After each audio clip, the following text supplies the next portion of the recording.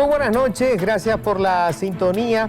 Hoy vamos a hablar de un tema que es clave y que se está planteando en formato de reforma o posible reforma, el servicio civil. Básicamente son las reglas de juego de los funcionarios públicos. Ya les cuento, están con nosotros Viviana Casco, es directora de Política Macrofiscal del Ministerio de Hacienda. Hola, Viviana. Hola, ¿qué tal, Luis? ¿Cómo estás? Gracias por venir. Gracias por la invitación. Está con nosotros José Sánchez, él fue ministro de la Función Pública. Hola, José, gracias por estar. Buenas noches, muchas gracias por la invitación. Bueno, y está con nosotros también Amílcar Ferreira, economista, un amigo de la casa. Amílcar, ¿qué tal? ¿Cómo estás? Buenas noches, Luis. Muchas gracias por la invitación. Un gusto compartir contigo, con los compañeros acá en la mesa y por ir a saludar a la teleaudiencia. Bueno, y enseguida se va a sumar también José Pineda, es sindicalista de la ANDE, es vicepresidente de la CUT-A, para hablar de este tema que, bueno, por fin, digamos, le dieron el puntapié inicial. Quiero empezar contigo, justamente, Viviana, porque se presentó ya el proyecto la bicameral de reforma del Estado, creo que se llama, ¿no? Sí, así es, Luis. La semana pasada, realmente hace 2 semanas, presentamos el primer proyecto que forma parte del paquete de proyectos de reforma del sector administrativo que estamos llevando desde... Realmente la reforma empieza, y me gustaría hacer un poco de historia.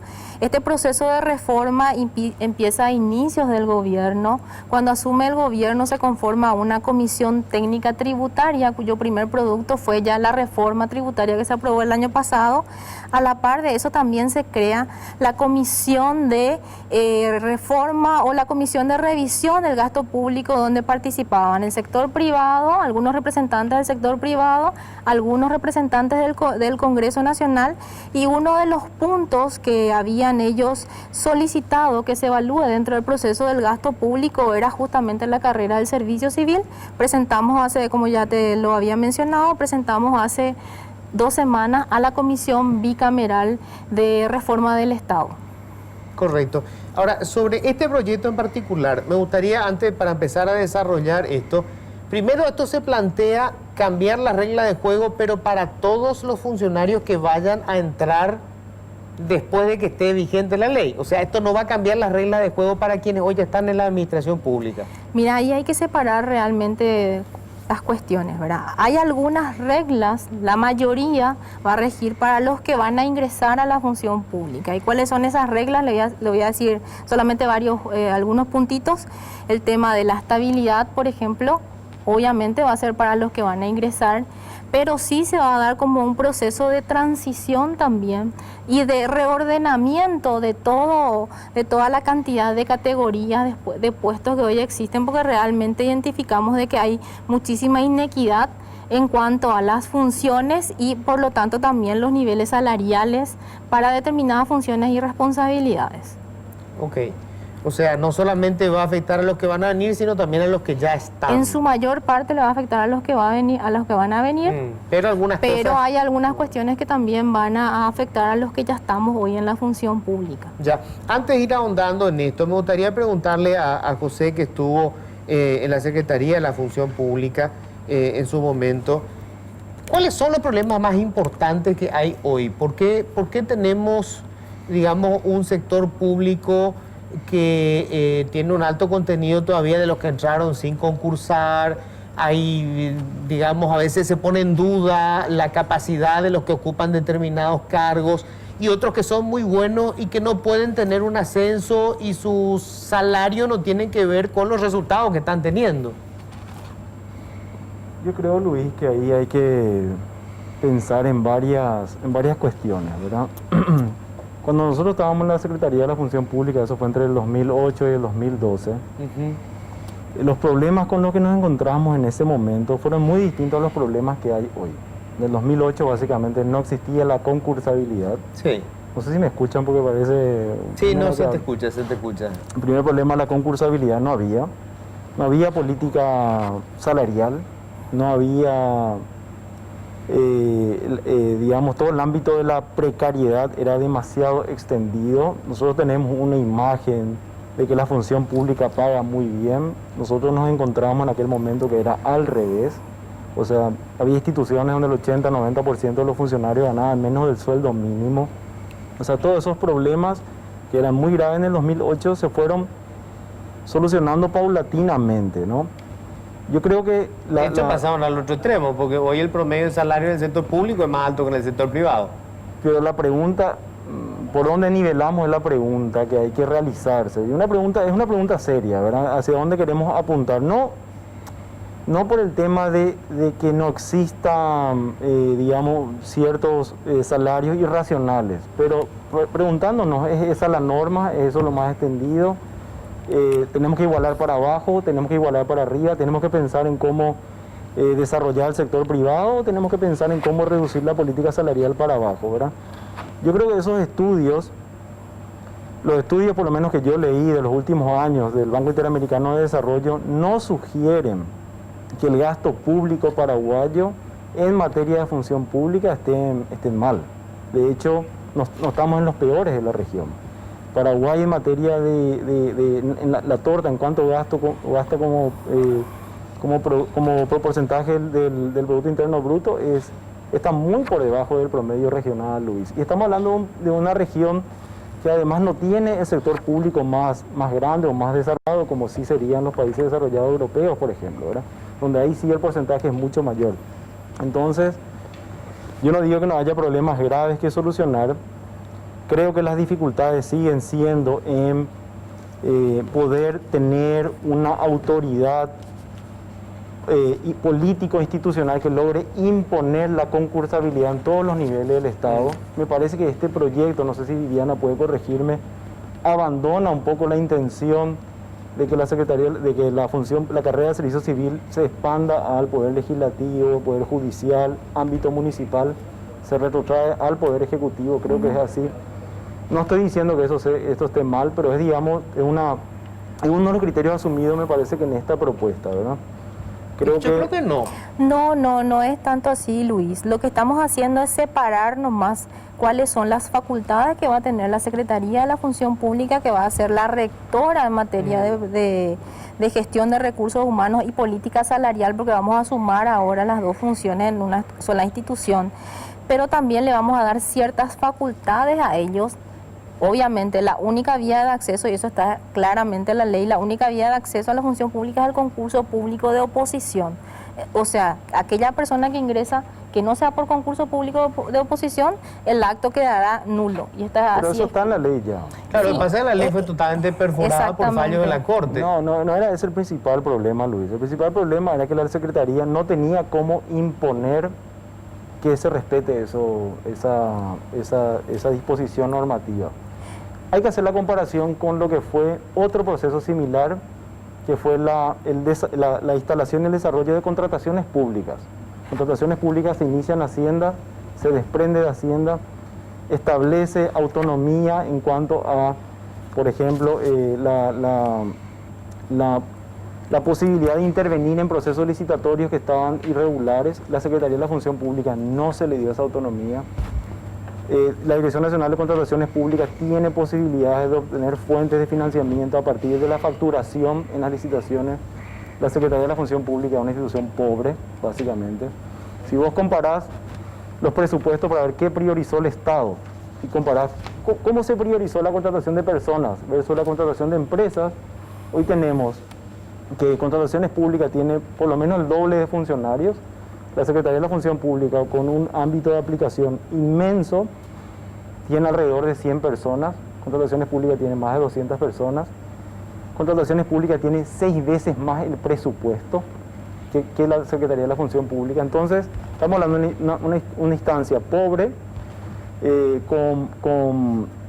con escasa capacidad de intervenir en los procesos de nombramiento, porque esa fue la dificultad histórica, no poder frenar a Hacienda o a la clase política en la incorporación de personas, no tener recursos propios y no tener la tecnología apropiada. El portal de contrataciones públicas funcionó enseguida, el sector privado, con todos los problemas que hay en el ámbito de las licitaciones. Me parece que hay que analizar también de cómo se comportó el sector privado para poder permitir que eso funcione. Ser transparente.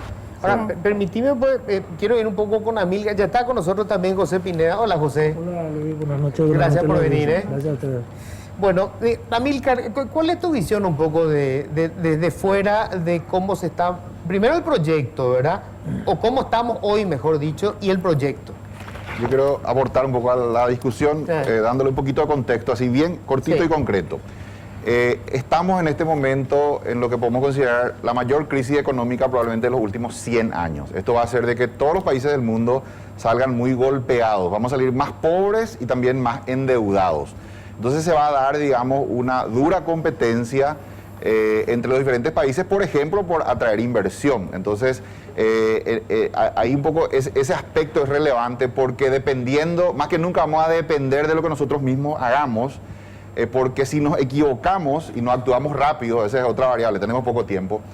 Vean lo que está pasando en Argentina, por ejemplo. La noticia del día de hoy fue de que varias empresas, una de ellas Falabella, generó todo un escándalo. El tema del día en Argentina fue de que empresas se están retirando. ¿Por qué se retiran? Porque en Argentina no hay ciertos consensos que acá tenemos, enseguida me voy a referir a ellos. Entonces tienen alta inflación, un endeudamiento alto, acaban de salir de arreglar, digamos, una renegociación con acreedores para salir del default, y no hay tampoco una perspectiva de reformas. Entonces eso no le da un horizonte al inversor, digamos, tanto nacional como internacional para permanecer en Argentina. Están teniendo un proceso de desinversión extranjera directa, el proceso contrario a lo que sería la inversión extranjera directa. Entonces, esta reforma en particular, en el caso paraguayo, es una reforma sumamente importante. Probablemente hay 2 o 3 reformas que son centrales y esta es sin duda una de ellas.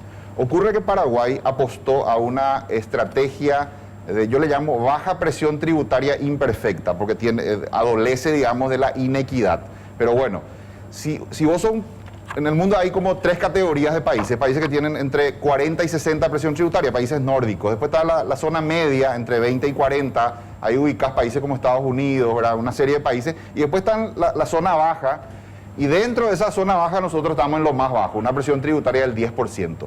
Para que esa política sea coherente, vos tenés que ser muy eficiente del lado del gasto, porque o si no, no tiene sentido, ¿verdad? Que vos recaudes poco, apuestes a esa estrategia de recaudar poco y encima seas ineficiente. Entonces, este tema toca justamente y con el otro, las compras públicas, toca temas centrales. El Estado, yo diría que no necesitamos menos Estado, necesitamos que el Estado sea más profesional, ordenado, y que se den esos consensos. Los consensos, ya casi termino, Luis, los consensos son importantes, los consensos que se dan en el país. Por ejemplo, en Paraguay un consenso no escrito es la disciplina fiscal, ¿verdad? A partir de Borda, en cierta manera, se instaló esa idea en la sociedad y a lo largo de diferentes gobiernos, inclusive de diferentes signos políticos, nadie pateó ese tablero. Todo el mundo en cierta manera respeta, ¿verdad? Tenemos la ley de responsabilidad fiscal y si bien ahora, bueno, por situaciones, digamos, muy particulares, eso se va a romper, pero en líneas generales hemos respetado. Argentina, por ejemplo, no tiene ese consenso. En la sociedad argentina no hay un consenso sobre la importancia de la disciplina fiscal, por eso tienen todos los problemas.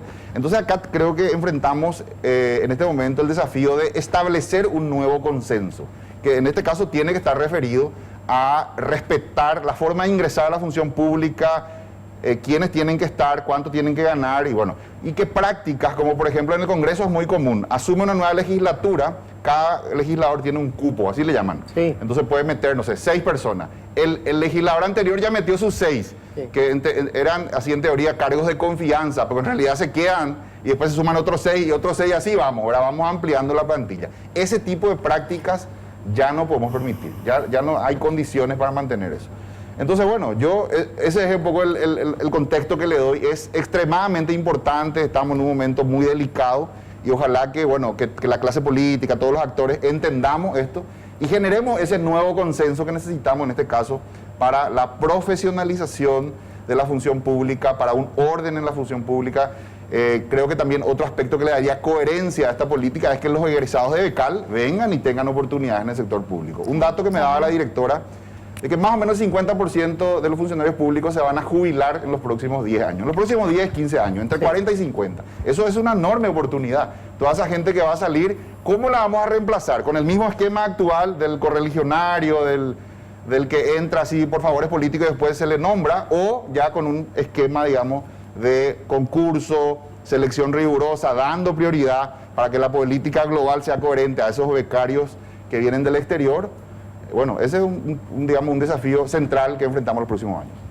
Bueno, y le quiero preguntar a José, hay una relación muy especial que yo tengo con los sindicalistas de la ANDE, porque por un lado yo respeto muchísimo, creo que es una de las instituciones que tiene la mayor cantidad de técnicos trabajando. O sea, hay poco margen para el que entró por una vinculación política, porque tenía que ser o electricista o técnico en tal cosa, es decir, es un grupo técnico, que además en el pasado, antes de que tuvieran tantas décadas sin inversión, fue una de las instituciones públicas más solventes que tuvo el país, ¿verdad? Sobre todo con el equipo de Bernardi y compañía. Pero te pregunto, José, ¿ustedes creen que no hay que tocar las reglas de juego de la administración pública o sí hay que hacer algunos cambios y otros no? ¿Cuál es la visión que tienen? Bueno, yo creo que hay una coincidencia general en que hay una necesidad de la reforma. Yo creo que en esa cuestión nosotros estamos muy de acuerdo. Tengo que coincidir claramente acá con el economista cuando habla, por lo menos a mí me parece inentendible que a 6 meses de haber iniciado la pandemia con tanto desorden que tuvimos, una cuestión que era muy lógica, muy entendible y muy fácil de hacer era la reforma de las compras públicas. Está olvidado eso. Se calcula que en las compras públicas paraguayas hay $1.000 millones de robo por año, de los 4.000. Estoy siendo muy honesto, diciendo que 25% nomás lo que se roba, que es, estoy seguro que Amílcar puede coincidir conmigo que es muy poco, sí, ¿verdad? Pero no en realidad está el proyecto, te cuento que nosotros en el programa pasado hablamos. Lo raro que no está nadie, no hay ningún impulso. Sin embargo, creemos nosotros de que una cuestión fundamental, nosotros queremos discutir la reforma de la ley 1626, pero queremos discutirlo. Nosotros no hemos tenido oportunidad de discutir esta situación de la pandemia, es un problema importante en la discusión y hemos visto muy pocas oportunidades, se ha socializado el proyecto, eso hay que decirlo, se ha publicado, nosotros hemos tomado conocimiento, yo participé en una reunión, participé con la ministra de la Secretaría de la Función Pública que tenía otro proyecto totalmente diferente a lo que se plantea hoy. Creo que hay una pelea en el gobierno, o hubo por lo menos una pelea por estas cuestiones, por esos dos proyectos que había. Y hoy está siendo presentado un proyecto que tiene varias dificultades y varias diferencias preocupantes, muy preocupantes. ¿Qué cosas le preocupa?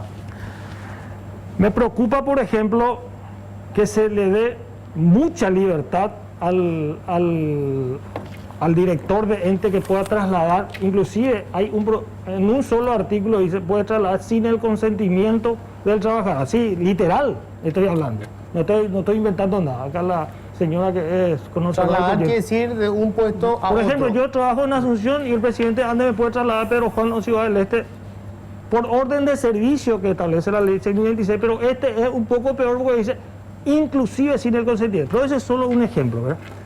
Yo me quiero referir a algo central que está en el proyecto, que creo que es el caracú del proyecto. La carrera civil. La carrera civil no está enfocada, no ha sido discutida. Nosotros en Andes tenemos la carrera Luis desde el año 1990. Y creo que conocemos un poco más de la carrera civil. Andes y Itaipú tienen una carrera civil aplicada, que es uno de los filtros importantes que usted se refirió, que permite, que no permite muchas de las vulneraciones que se pueden hacer en otros, porque se establecen los pisos de ingresos por planos, se establecen los tipos de promociones que pueden tener, cómo uno tiene que tener, qué capacitación uno debe tener, y también se establece bajo un riguroso estudio. En el año 2000 se implementa el nuevo plan de cargo, carrera y salario, un estudio de cuánto lo que debe ganar la gente en relación a lo que se establecía en aquel entonces, lo que podía pagar el Estado y lo que se iba a pagar en el sector público, ¿verdad? Sin embargo, la instalación del plan de cargo, carrera y salario a nosotros nos llevó 5 años de estudio con una consultora del lado brasilero para ponernos de acuerdo en gran medida, y nos pusimos de acuerdo en Andes entre todos los sectores, estableciendo el piso salarial en salario mínimo con 50 niveles salariales, y que hoy está siendo aplicado, está siendo llevado y hemos aceptado las reglas de juego. Esa situación no está en esta, está de manera, está en un artículo Pero yo lo que no puedo entender es que se pueda determinar en una ley las franjas y los cargos ocupacionales para las instituciones y las empresas públicas. A ver, espera un ratito. ¿Cómo es No eso? puedo entender. Ahí realmente tenemos que ser dos cuestiones que ayer también ya lo discutimos con José. Yo creo que es importante. En el caso de los traslados, obviamente, hay algunos procesos de traslado que tienen que tener consentimiento del funcionario público. Pero ¿cuál es el problema que hoy encontrás en muchas de las instituciones públicas? Yo, directora de política macrofiscal, quiero un abogado. No consigo abogado. Y muchísimas instituciones están llenas de abogados. Entonces, lo que nosotros queremos hacer es decirle, bueno, en el Congreso sobran abogados a los efectos de mejor servicio a la ciudadanía para no sobrecargar también el gasto público. Nosotros le decimos, vos, abogado que estás en el Congreso Nacional, yo te necesito aquí en el Ministerio de Hacienda. Eso es con respecto al tema de los traslados. Con respecto a lo que menciona de la carrera, esta es una ley madre. Esta sería como la Constitución Nacional de la carrera del servicio civil. Hay cuestiones que no podemos establecer en una ley general, en una ley madre, puesto que van a ser... Los cargos están establecidos. Está establecido la denominación de los posibles cargos. Ahora, No está dice bien. posible, es una ley. Está establecido, Es una José, ley, no podemos hablar de cuáles posible. son los cargos que pueden estar en la función pública. Esos cargos tienen que subdividirse otra vez. No es que solamente van a existir esos puestos ni esos niveles. Vos estás hablando de que existe, por ejemplo, un nivel que se denomina de apoyo. Ese nivel que se denomina de apoyo se va a tener que abrir probablemente en 10 puestos. ¿Qué significa 10 puestos? Yo, como funcionaria, suponete que no tengo ningún título universitario, entonces entro como apoyo, entro en el puesto 1 del nivel de apoyo. ¿Por qué 10 años? Porque cada 3 años yo puedo ir subiendo la escalera y llevando desde mi piso hasta el techo. Eso es lo que se establece ahí. Obviamente esas cuestiones no pueden estar en una ley, tienen que estar necesariamente en una reglamentación. No. A ver, espera, tengo que hacer la pausa yo. Después me gustaría escuchar un poco la opinión de Amílcar y de José sobre un tema que es bien polémico, que es cómo se determina el ascenso en la administración pública. Esto es mucho más simple en el sector privado, sí, porque la empresa, de acuerdo con la importancia que tiene el trabajo que está haciendo el empleado, paga más o paga menos. O sea, vos podés tener absurdos inclusive en el sector privado, ¿verdad? Un jugador de fútbol por patear una pelota puede ganar, ¿verdad? Fortunas increíbles, y un médico puede ganar muy poco en un hospital privado. ¿Cómo se hace, cómo se maneja esa lógica en el sector público? Tengo que hacer la pausa. Bueno, y te recuerdo que para cada encuentro es único, una cena a dos, un almuerzo de familia, una reunión de amigos.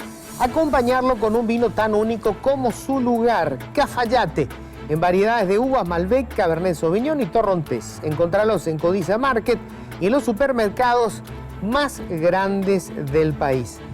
Bueno, José, esta es una cuestión fundamental, porque todos los países tuvieron que encontrar una forma de hacerlo. ¿Cómo establecer los ascensos salariales en la administración pública que no sean solamente por una cuestión de antigüedad? Porque se supone que el salario tiene que tener coincidencia con el rol que está cumpliendo el funcionario, la importancia de su rol para el ciudadano que paga sus impuestos y paga el salario de ese funcionario, y los resultados que tenga en su trabajo también. ¿Cómo se hace eso en el sector público? En la teoría no es tan difícil hacer una estructura de puestos vinculada a una estructura de salarios. Eso no es lo complicado. Lo complicado en Paraguay siempre fue que el Congreso dice tener la facultad de poder intervenir en la estructura salarial y poder decir a Luis, que está en tal institución, vamos a darle esta categoría presupuestaria. Yo no sé si eso sigue sucediendo, ahí Viviana puede clarificar, pero por mucho tiempo ese fue el problema. Que no había una estructura de cargos vinculada a una estructura de salarios. Hay que establecer eso. ¿Y cómo hacer los ascensos? Esa es una buena pregunta, pero no por el lado de... para mí no es tan interesante por el lado de cumplir o no con una estructura salarial que debe ser pública, tiene que ser discutida, tiene que haber parte del salario que tiene que estar atribuida al cargo, parte del salario puede estar atribuida a la persona, es decir, si la persona tiene antigüedad o si se establecen criterios académicos o criterios de responsabilidad, de riesgo, etcétera, ¿verdad? Pero si no, lo interesante para mí es cómo se asciende a un puesto vacante que está arriba.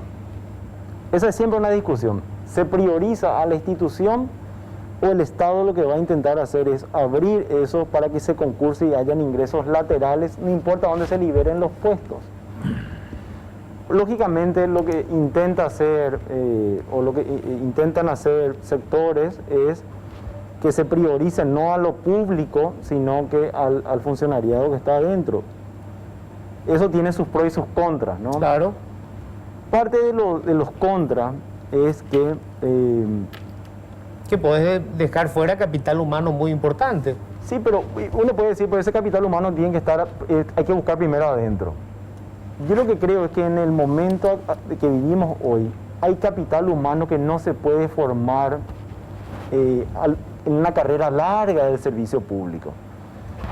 Por ejemplo, si vos decís, yo necesito hoy un programador en Python o un programador Claro. en alta tecnología para crear aplicaciones para la ANDE, por ejemplo, no vas a tener internamente, probablemente. Entonces, hay que establecer criterios de ese ingreso lateral y que no sea, y pensar los pros y los contras en sí. ¿Vamos a priorizar adentro o si vamos a priorizar el ingreso por Claro, los costados? en tal caso, digamos, el que está adentro debería tener alguna ventaja, pero no debería ser definitorio. No solamente en los cargos en donde, digamos, el conocimiento no se va a generar dentro, sino por una cuestión de igualdad ante la ley. Si alguien Ese es un viene con criterio. un posgrado de afuera, tiene que tener la misma posibilidad de concursar por un cargo vacante en el Estado, porque va a ser un coto exclusivo de los funcionarios que ya están dentro. Porque está el otro contra, que es del sector político usando discrecionalmente los cargos para meter por arriba también a su gente. No, pero estamos hablando de concurso, ojo. No, O sea, claro. se supone que con esto se tiene que eliminar definitivamente la posibilidad de que alguien entre por la ventana. Todo No, tiene que ser por concurso. Pero es la pregunta que yo le hacía a Amílcar un poco de por qué el consenso que él dice no debería pasar por un cambio normativo, porque ya todas las disposiciones de la ley están hoy, de que los ingresos tienen que ser por concurso. Incluso hoy las disposiciones de la Secretaría de la Función Pública o de la carrera de Servicio Civil alcanzan al ámbito municipal de una manera mucho más interventora de lo que la nueva propuesta va a tener. Hoy le vamos a dejar a los municipios básicamente ¿Están? digamos, a que puedan hacer con mayor autonomía su proceso de concurso. Esa es la propuesta de Bueno, la ley, ¿no? ahí también, José. a ver, bueno, antes de pas- Solamente para señalar una idea que me parece innovadora de la nueva propuesta, que es que los cargos directivos se le va a reducir discrecionalidad a las autoridades para nombrar los cargos directivos que hoy se usan como cargos de confianza. Tiene sus pros y sus contras también, pero va a haber un cuerpo nacional de directivos públicos Claro. concursados, ¿verdad, Sí, Diana? Claro. Que hay que ver cómo eso va a afectar a las instituciones. Pero Una eso es burocracia profesional, apolítica, por decirlo a nivel así. directivo. Sí. A nivel directivo, claro, Eso sí. es lo que se va eso es una de las propuestas que están y que hay que discutir también. Está interesante eso. Enseguida le voy a preguntar a Viviana un poco más de todo esto, pero Amílcar, ¿cómo ves vos este tema digamos, de crear, cómo establecer los salarios? Hoy hay una anarquía absoluta, hay que decirlo. O sea, vos tenés en el Parlamento un gerente de fotocopia que gana Pero esa es la excepción. 15 Luis. millones, no importa, pero ¿Cómo te no va a permite importar? hacerlo. Pero no está Que gana detectando el 15 problema. millones de guaraníes y el director de un hospital gana 8. Es un absurdo, pero ocurre hoy en la administración pública. Mira, no está, desde el punto de vista, digamos, de la teoría administrativa, de la experiencia, digamos, lo que sería la experiencia comparada con otros países, no es muy complicado eso, se hace una escala, que de hecho es lo que contempla la ley, ¿verdad? Eso es lo que dice Viviana, las categorías, hay subcategorías a las cuales están vinculadas niveles salariales, y yo entiendo que tiene que haber un esquema de evaluación, ¿verdad? Un También. sistema de evaluación. En el sector privado lo que uno construye es, digamos, objetivos. Cada puesto tiene objetivos en el año, que otra vez se trata de que la mayor parte sean objetivos, que sean medibles, que sean objetivos, y siempre se deja también un porcentaje para la subjetividad, ¿verdad? Que son evaluaciones ya de carácter más subjetivo, en un comité, digamos, de evaluación. Pero con eso se construye, se documenta la evaluación de desempeño y en base a eso, digamos, uno va ganando los ascensos en esa carrera que ya te describe ese esquema. Pero yo creo que más allá de eso, quiero también poner un poco el foco, Luis. Hoy día lo que funciona en el mundo es ser un país serio. Eso, muchos de los problemas que tenemos muchas veces no es tanto por la, digamos, falta de legislación o por las deficiencias en la arquitectura institucional, sino más bien un tema cultural, ¿verdad? La debilidad institucional de Paraguay es justamente debido a eso. Vos tenés un ejemplo nada más, en el tema de la justicia, tenés una buena arquitectura, tenés el jurado de enjuiciamiento magistrado, el consejo de la magistratura, pero bueno, siempre encontramos la manera de terminar otra vez prostituyendo todo ese esquema. Entonces el problema no es tanto la ley, bien lo decía el compañero acá que está en la mesa, de que las leyes están, lo que pasa es que no se cumple, terminamos otra vez nombrando de cualquier forma, ¿verdad? Y Paraguay hoy ese tema es relevante en este momento de la historia, porque Paraguay desde el 2003, inicio del gobierno de Nicanor, hasta el 2014, que fue el año en el que terminó el superciclo de los agronegocios, esos 10 años que Paraguay creció, fue de 6.000 millones de dólares a 30.000 millones de dólares de PIB, ahí terminó una etapa en la cual, digamos, ese viento de cola que era la economía mundial, ese boom de los agronegocios, hizo que la economía crezca, ese era el motor de crecimiento, eso se acabó en el 2014. Y en este momento, dicen las calificadoras, Paraguay es una ecuación incompleta, porque si bien alcanzó un techo en la calificación, ya estamos en realidad estancados desde el 2015, porque a partir de ese año ya no hubo mejoras en la calificación crediticia. Estamos a un escalón del grado de inversión y necesitamos dar ese paso. ¿Qué dicen las calificadoras? Paraguay tiene que ir a un esquema ya de fortaleza institucional. Dicen que es una ecuación incompleta porque tiene equilibrio macro, en cierto consenso social alrededor de esa idea que se nota que se cumple, pero mucha debilidad institucional. Somos un país cachiñay, dicho así en palabras más simples, ¿verdad? Por toda esta forma desprolija, cómo manejamos la justicia, la forma como nombramos a los empleados en el sector público. Entonces tenemos que de una buena vez generar ese consenso, hacer esta reforma, obviamente, mejorar el instrumento legal, pero a partir de ahí también culturalmente generar ese consenso que diga, bueno, a partir de ahora vamos a ser serios en este tema y vamos a respetar. Yo quiero preguntarte... Para alcanzar grado de inversión con eso. Sí, le quiero preguntar a Viviane, después voy a escuchar la versión de José de esto. Un cambio clave acá es que la Secretaría de la Función Pública pasa a ser otra vez un departamento o un viceministerio de Hacienda. Entiendo que con esto lo que se busca es darle un poder que hoy la Secretaría de la Función Pública no tiene. Así es, Luis. Lo que se busca realmente es fortalecer a la Secretaría de la Función Pública. Vimos muchísimos modelos en países donde depende justamente del Poder Ejecutivo. El Poder Ejecutivo, entiéndase el Presidente de la República, no tiene suficiente tiempo de sentarse con todos sus secretarios e identificar que esto es un tema crucial. En el caso del Ministerio de Hacienda, lo que se quiere o lo que se busca es eliminar esa doble acefalía que hoy existe, doble cefalía realmente que hoy existe, en el sentido de que por un lado está la gestión de recursos humanos, que está a cargo de la Secretaría de la Función Pública, y por el otro lado está la política salarial, que por las funciones que tiene el Ministerio de Hacienda, es el Ministerio de Hacienda el encargado de eso. Entonces, funcionando esto, le daríamos mayor fortaleza a las decisiones en cuanto a gestión de recursos humanos y obviamente también la política salarial, que es uno de los temas principales que aborda este nuevo proyecto, en el sentido de que se establece también una planificación de la fuerza de trabajo. Entiéndase que todas las instituciones públicas tienen que tener una visión de mediano plazo en cuanto a sus necesidades de recursos humanos para los próximos 5 años, y también se establecen reglas claras para la política salarial en cuanto, y se incluye un concepto que no estaba en la 1626, que es tener en cuenta la capacidad fiscal que tiene el Estado de incorporar o no suficientes recursos humanos, una cierta cantidad de recursos humanos. Hoy sabemos de que muchas instituciones crean estructuras, esas estructuras tienen que ser llenadas por recursos humanos, no tenemos muchas veces los recursos, y es como que nos fuerza también a nosotros, y eso también limita o le perjudica a los funcionarios que estamos en la carrera, en el sentido de que tenemos más que distribuir, la misma torta que distribuir, claro, entre varios. Entre más comensales. En resumen, Hacienda va a tener el control de la canilla. Sí. Yo creo que no está mal. Ese es el punto, y quiero saber la opinión de José. ¿Por qué estarían en contra de que Hacienda tenga el control, José? Yo creo que evidentemente el peso del ministro benigno es demasiado importante en el gobierno, y esa es una razón muy importante por la cual lleva a esta situación, ¿verdad? No nos olvidemos de que una concentración, ese también tiene sus inconvenientes. Yo no sé si va a ser porque yo ayer le decía en la conferencia que tuvimos que tenemos el caso de la medición del costo de vida que está a cargo del Banco Central. Que no sé si a mí le va a coincidir consigo que de ninguna manera garantiza que sea imparcial. Nosotros los trabajadores nunca hemos confiado en el Banco Central porque es la que dicta la política económica. Entonces es mucho más fácil arreglar los números para dejarnos con baja inflación o lo que sea, ¿verdad? Pero ese es un ejemplo de cómo una aplicación de esta naturaleza puede crear una distorsión demasiado importante. En el Uruguay, por ejemplo, esta secretaría depende del Ministerio de Trabajo, que muy bien puede ser analizada y debíamos estudiar, ¿verdad? ¿Por qué?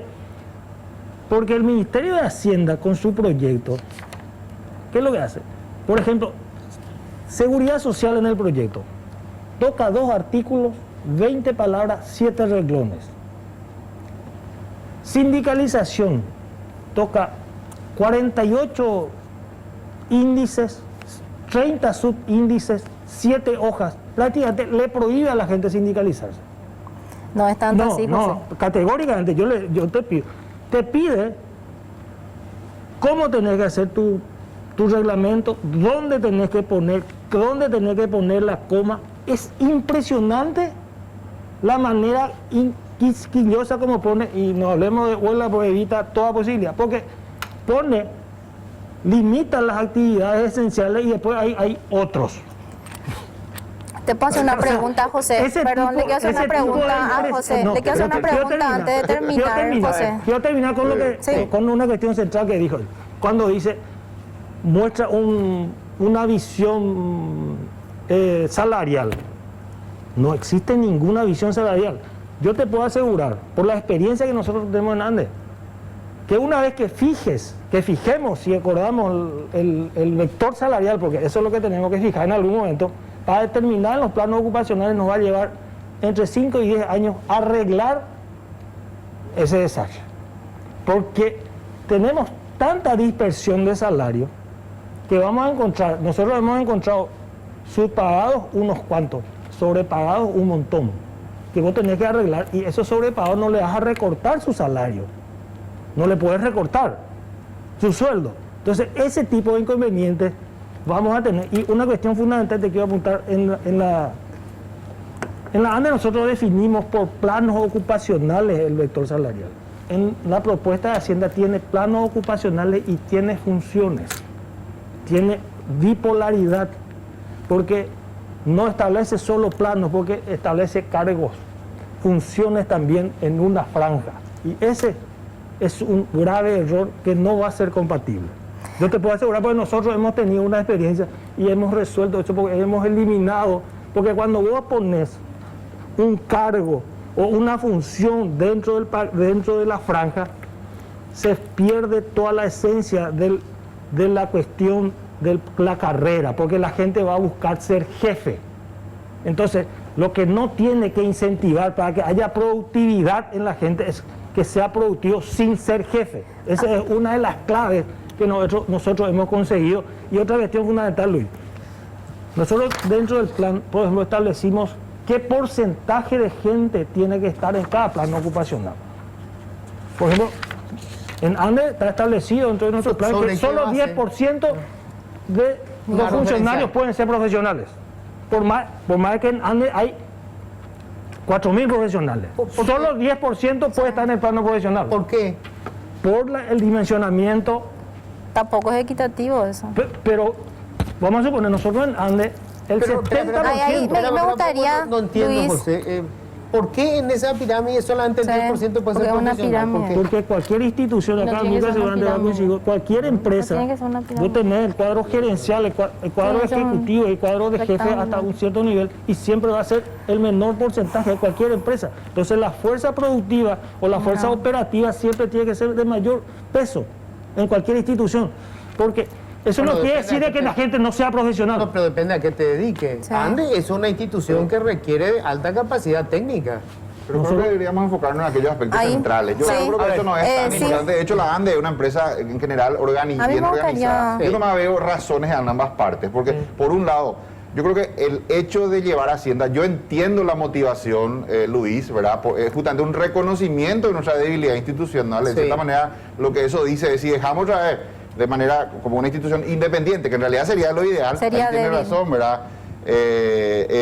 José, ¿verdad? De que lo ideal sería en un país serio, bien organizado, con fortaleza institucional, obviamente lo ideal, como Uruguay, lo ideal sería que sea independiente. Pero ocurre lo mismo que ocurrió en la década del 80, cuando dice que vinieron unos técnicos, cooperación americana, para establecer el esquema de medición de la inflación en Paraguay.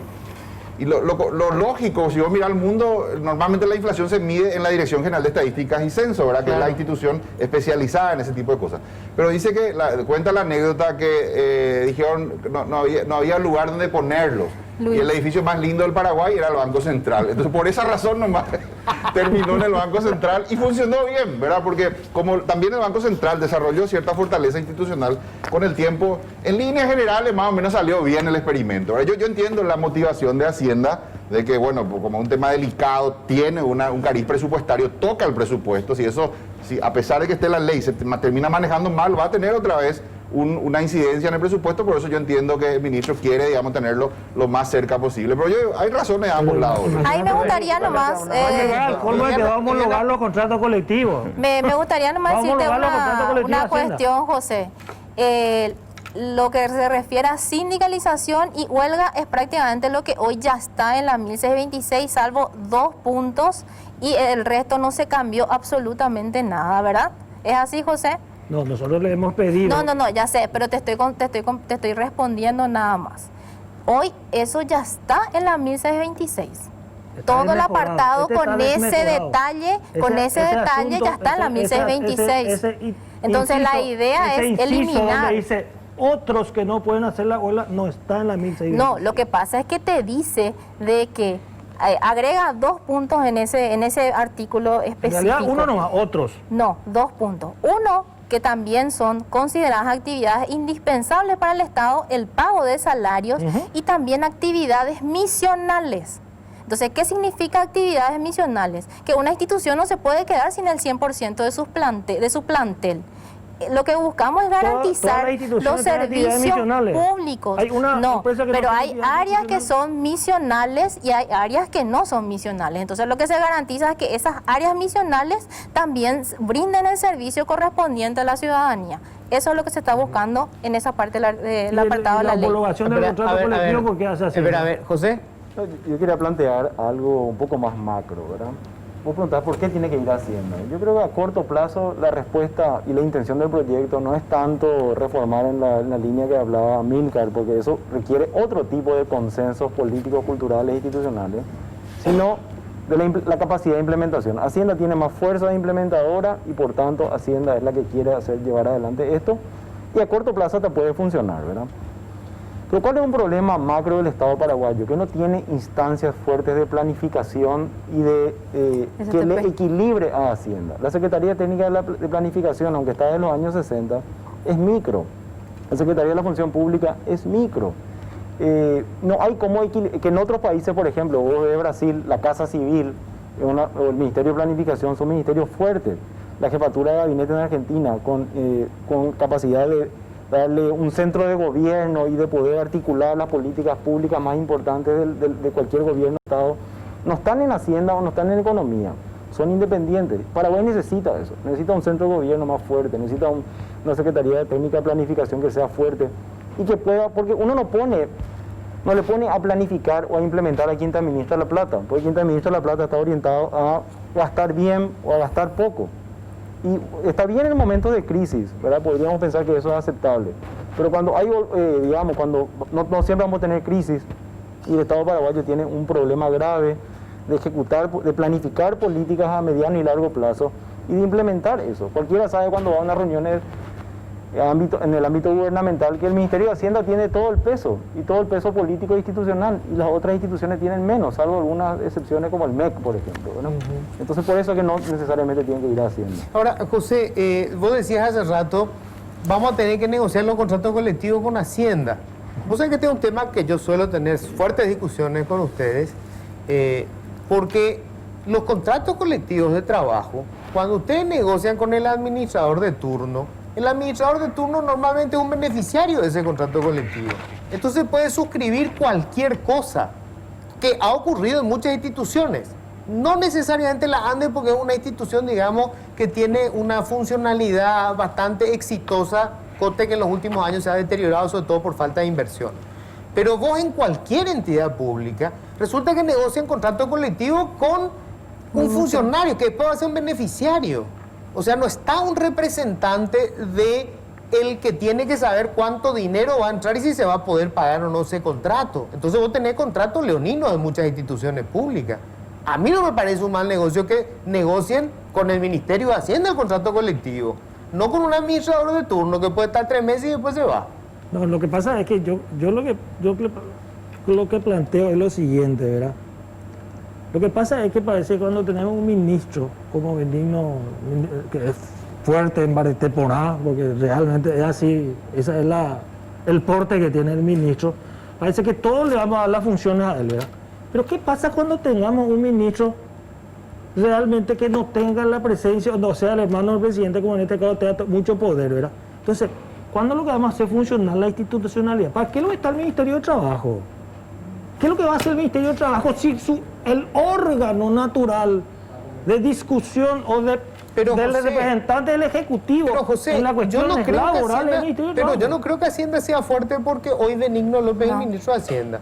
Banco Central y Ministerio de Hacienda son las dos instituciones fuertes que tenemos desde los tiempos de Borda. Sí. Claro que tiene una regla, pero este caso de llevar la subsecretaría, porque va a llevar a un estado de subsecretaría en la función pública, demuestra una concentración demasiado importante. Así como la señora Villena dice, el Poder Ejecutivo no va a tener tiempo de hablar con el secretario de la función pública. Yo no sé si el ministro de Hacienda va a tener tiempo de darle una prioridad a la función pública, que para nosotros es demasiado importante, cuando tiene, por ejemplo, el problema de la deuda, cuando tenemos el problema de recaudación, que son mucho más importantes que estos temas, ¿verdad? Entonces, la concentración hace de que se va a perder también la posibilidad de una eficiencia, y este proyecto de ley tiene esa demostración.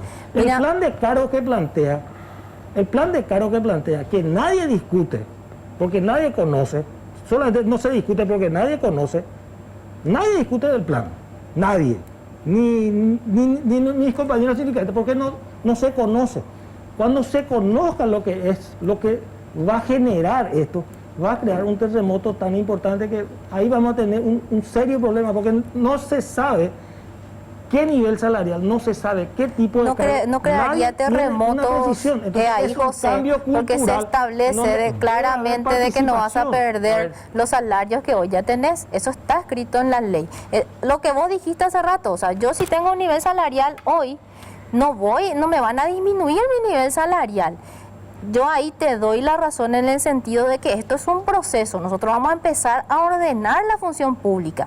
Nos va a tomar por lo menos 5 años ordenar este proceso. Por eso la implementación, aparte de la aprobación de la ley, lo más importante es la implementación de esta ley. Nos va a tomar ese tiempo, pero si no empezamos ahora, nos va a tomar muchísimo más tiempo. Entonces ahí es donde nosotros tenemos que tomar la decisión como ciudadanos de decir, ahora tenemos que modificar para que nos tome los próximos 5 años y para que por lo menos en el 2025 tengamos una función pública más fortalecida.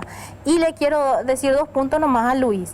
¿Por qué el Ministerio de Hacienda y el Banco Central tienen institucionalidad? Porque hace 20 años empezaron este proceso. Es un proceso y lo vamos a lograr si iniciamos ahora o si no vamos a demorar mucho más que tengamos una función pública más fortalecida. Se me fue el tiempo. Bueno, ya terminamos. No, dale. Que me relaciono mucho con la comunidad médica y es una comunidad interesante, son gente, digamos... Y la razón es porque han sido rigurosos por muchos años con el proceso de selección de entrada a la universidad. Sí. Ese es, creo que, yo creo que acá en realidad los puntos centrales es lo que hay que ponerse de acuerdo. Uno, la admisión, la entrada al sector público rigurosa por concurso. Lo otro es ciertos detalles, nomás creo que son menores, lo que discutieron acá, el hecho, por ejemplo, que si hay servicios esenciales, no puedan hacer huelgas, digamos, muy prolongadas y que interrumpan esos servicios esenciales, ¿verdad? Son detalles, pero creo que lo importante es ponerse de acuerdo. Me parece que son salvables eso. Por ejemplo, ¿dónde va a estar? Si va a estar en Hacienda, va a estar en la Secretaría, como una Secretaría independiente o en el Ministerio de Trabajo. Yo tengo un pensamiento diferente y con esto concluyo, Luis, sobre el tema de los contratos colectivos. Creo que tienen que ser aprobados por el Congreso. Hay toda una línea de pensamiento jurídico que dice que totalmente de acuerdo contigo, ¿verdad? Que cuando se negocia es casi con arco libre, porque la contraparte, el jerarca, digamos, temporal, eventual de esa que va a aprobar eso, también va a ser beneficiado, ¿verdad? Y además compañero de trabajo de lo que están negociando. Yo creo que tiene que ser aprobado por el Congreso, ni siquiera por el Ministerio de Hacienda, y tiene que también establecerse cierto criterio de igualdad. Si se le da a uno, y bueno, que todos tengan. Se me fue el tiempo, yo les agradezco, creo que esto es apenas un primer debate, creo que vale la pena debatir, porque una cuestión que es muy importante, nosotros tenemos que reivindicar la importancia de la función pública. Un buen funcionario público es infinitamente más eficaz para un país que un buen funcionario en el sector privado. Sí. Porque administra las políticas públicas. O sea, yo no tengo problema en que paguemos los mejores salarios en el sector público si tenemos la mejor gente en el sector público, porque eso nos va a beneficiar a todos. Pero hay que construir eso. Lamentablemente la clase política en general ha utilizado la administración pública para sus políticas prebendarias. Eso no quiere decir que no haya en la administración pública gente de primer nivel. Un ejemplo es Hacienda. Yo siempre digo, sale un ministro o un viceministro y tiene una cantera fantástica de funcionarios de primer nivel. ANDE también es así. O sea, nunca falta gente de primer nivel para sustituir el cargo que quedó. Muchísimas gracias. Esto apenas fue el inicio del debate. Gracias. Nosotros hacemos una breve pausa. Enseguida vamos a hablar del tema empleo y desempleo. ¿Cómo nos está pegando hasta ahora la pandemia? Bueno, y viví todos los partidos de la Copa de Primera como si estuvieses en la cancha. Contratá tu plan de TV desde 105.000 guaraníes por 3 meses. Tigo, sponsor oficial del fútbol paraguayo. Bueno, estamos ya en la segunda parte del programa y hoy vamos a hablar de un tema que es fundamental y que es el que por supuesto le roba el sueño a muchísima gente en estos tiempos de pandemia y de crisis económica. El empleo y el desempleo. Ya está con nosotros Enrique López, especialista en empleos, director de empleos de la ANR. Es decir, no es que para la ANR, ojo, es la primera vez que un partido político, y celebro que sea así, tiene una dirección para tratar el problema del desempleo. Hola Enrique, ¿cómo está? Gracias por venir. Por favor, Luis, el gusto es mío, un verdadero gusto de hablar de esto que nos interesa a todos. Queremos saber cómo está el empleo. Enrique, quiero ir directamente a esta cuarentena y, bueno, ya no la cuarentena, ¿verdad? Digamos, esta pandemia y el parón económico. ¿A qué sectores le pegó más fuerte? ¿Cuál es el lugar o el sector que despidió más gente? ¿Y qué sector no está tan mal como uno podría suponer inicialmente? La pregunta es clave, Luis. Hoy todo nuestro sector económico, nuestras empresas están completamente diferenciadas. O sea, lo decías bien, hoy tenemos sectores como el de los transportes escolares que están desesperados. 4.000 personas que viven de eso, que no tienen nada de ingresos desde febrero y no hay proyecciones. Le pasa lo mismo al turismo, le pasa lo mismo, tenemos un montón de gente que está saliendo de agencias de turismo, de aerolíneas y dice, ¿qué puedo hacer? Que te envían sus currículum y uno descubre que está buscando cosas nuevas y vemos de darle oportunidades. Le está pasando lo mismo a la educación privada. Un sector de la educación privada sigue trabajando, pero hay un sector mucho más amplio que está buscando nuevas oportunidades porque hoy no está teniendo empleo. Principalmente el sector gastronomía, ¿verdad? El sector gastronomía está demasiado golpeado, hay que decirlo. Uno de los puntos principales para recuperar esto que sentimos que nos golpeó en el empleo tiene que ser el respaldo al sector terciario. O sea, históricamente el Paraguay tuvo su principal pie de apoyo en el empleo en el sector terciario. Eso lo rompió la cuarentena, ¿verdad? Salvo ciertos sectores, pero de alguna manera tenemos que volver a recuperar eso. Hoy nuestros principales pies de apoyo en el empleo tiene que ver con el sector de la construcción, que no aumentó, pero tampoco disminuyó. Eso es muy importante decirlo. Mantiene, digamos. Él mantiene, porque cuando hay anuncios rimbombantes donde dice 100.000 empleos, 200.000 empleos, El sector construcción mantiene el 10% de lo que era antes la PEA, ¿verdad? Que hoy es la fuerza de trabajo. Entonces, la construcción es un empleo temporal que de alguna manera es importante, pero es temporal y es regional. Claro, Entonces, y más hay una movilización, digamos. Hay una obra movilización. y van a hacer otra obra, pero es la misma así gente. mismo, no decimos que está mal, pero evidentemente Claro. para aumentar el empleo tenemos que mirar otros sectores. El Paraguay en un buen momento económico genera, y aquí quiero hacer una explicación, 80.000 nuevos empleos en el año. Estos nuevos empleos es diferente al empleo de reemplazo. Claro. Cuando la empresa saca a uno y mete a uno, no hay modificación del empleo. Nosotros necesitamos que haya patriotas empresarios que digan voy a generar una nueva sucursal, voy a abrir una nueva empresa, y eso cuando la economía está bien, aproximadamente se generan 80.000. ¿Y cuánto es la demanda de puestos de trabajo por año? Bueno, esa es una pregunta difícil, pero hay que responderla. En este momento, mirando las cifras oficiales, hay 716.000 personas golpeadas por el empleo. Nuestra tasa de desempleo es del 7,6, ¿verdad? Son 256.682 personas que cuando se le preguntó, ¿estás buscando? Lo estoy haciendo, buscando activamente. Nuestra tasa de subocupación es del 7,7, estamos hablando de 246.000 personas que trabajaron, pero trabajaron muy poco, tuvieron una chamba, necesitan trabajar más. Y estamos hablando, y esto es lo grave, y tiene que ver con algo que ya hablamos contigo, Luis, que es las nuevas generaciones, los centennial principalmente, y en algo los millennial. 217.000 son inactivos circunstanciales, yo lo llamo desanimados. ¿Qué es lo que está ocurriendo con nuestros jóvenes?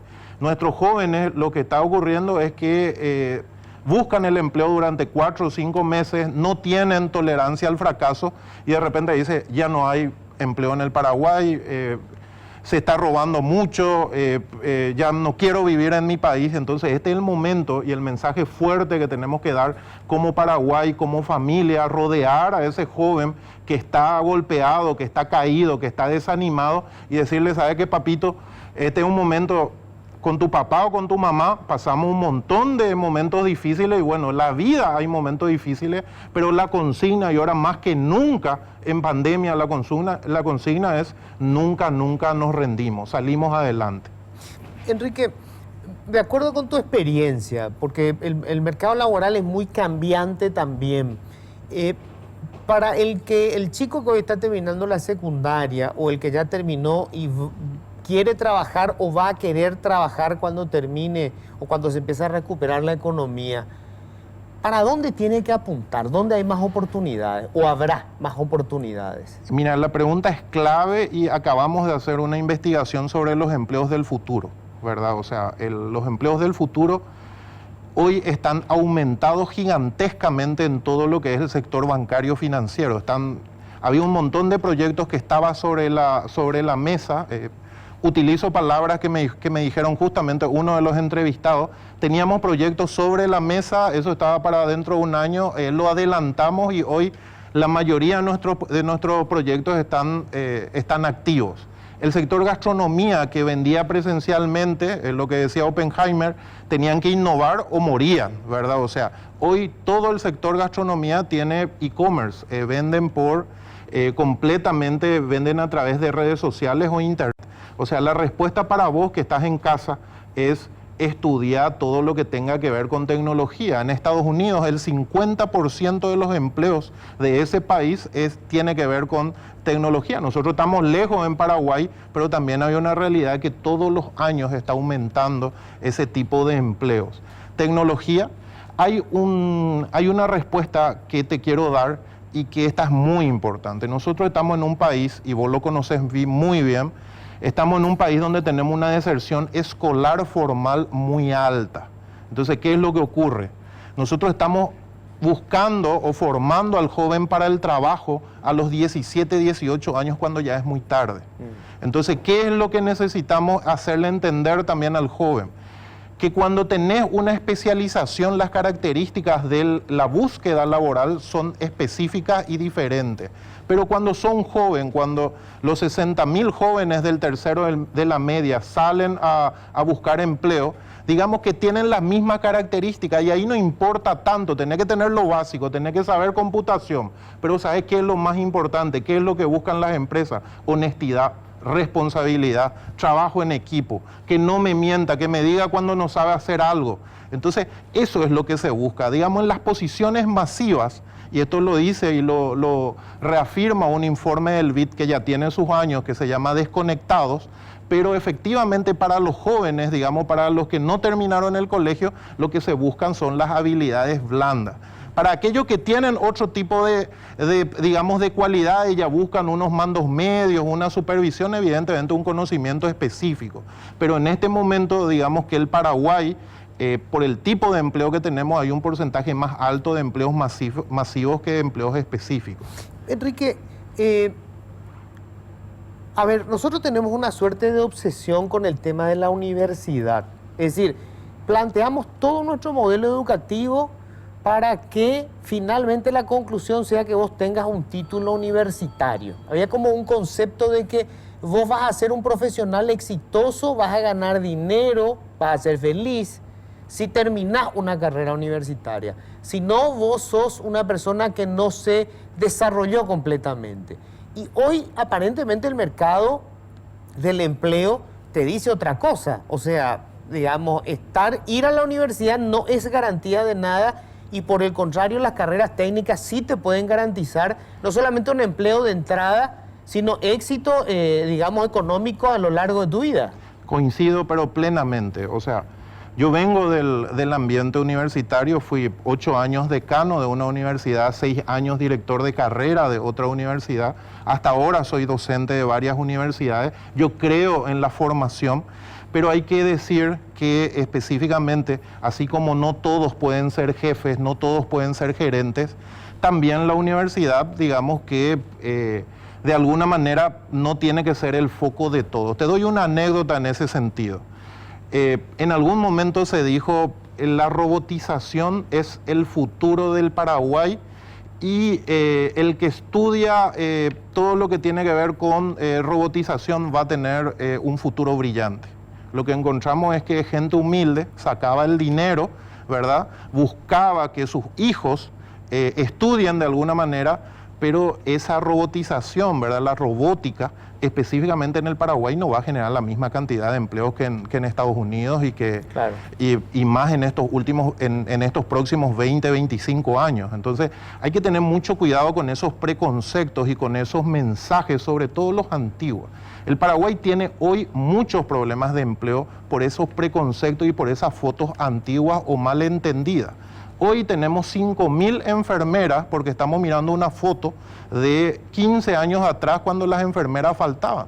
Hoy tenemos 5.000 radiólogos sin empleo, porque estamos mirando mal una foto, porque en algún momento el Paraguay tuvo una necesidad de radiólogos, pero hoy esos radiólogos, digamos, los hospitales ya tienen a sus radiólogos y seguimos formando radiólogos. Hoy tenemos una cantidad gigante de abogados por un preconcepto de que quiero que me llamen doctor, y muchos de ellos no saben de que es una carrera liberal, ¿verdad? De que es una carrera de autoempleo, donde no va a tener el empleo de dependencia, sino que él va a tener que hacer, en el 90% de los casos, su propio empleo.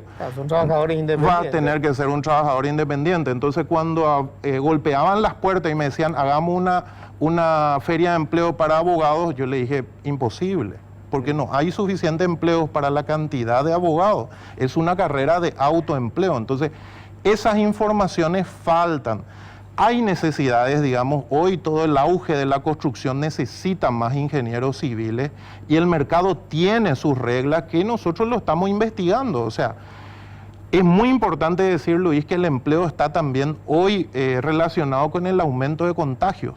Imagínate que de contagio de COVID positivo. Imagínate en Estados Unidos, de tener una tasa menor a 5, tenían 4, algo de desempleo, hoy están en 10,6, subieron a 11, a 12, y mira el Brasil, ¿verdad? 13,3 de tasa de desempleo, mira Argentina, 10,4 de tasa de desempleo. Uruguay, 10,1 de tasa de desempleo. Nosotros tenemos una tasa de desempleo del 7,6, pero una tasa de desempleo real ampliada. Sí, de 14. Exactamente, de 14, exactamente. Entonces, eso es lo que hay que mirar. Digamos que la OIT recomienda algunos cambios que hace de que ya no se necesite solo mirar la tasa de desempleo, sino también la subocupación y esta gente que está desanimada, que tenemos que ayudarle entre todos, ¿verdad?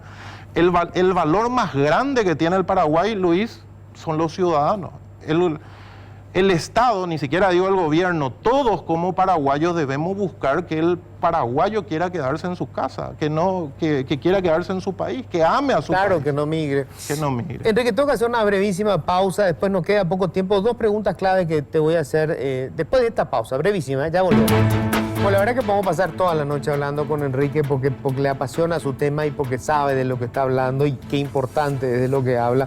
Pero 2 cuestiones, Enrique. Uno, ¿cómo se puede hacer? Hoy la fuerza laboral está sobre todo en el sector informal. Eso se vio con el tema del subsidio, del PTU 2.0, que basureó a lo que es el subsidio que pagamos a través del Instituto de Previsión Social.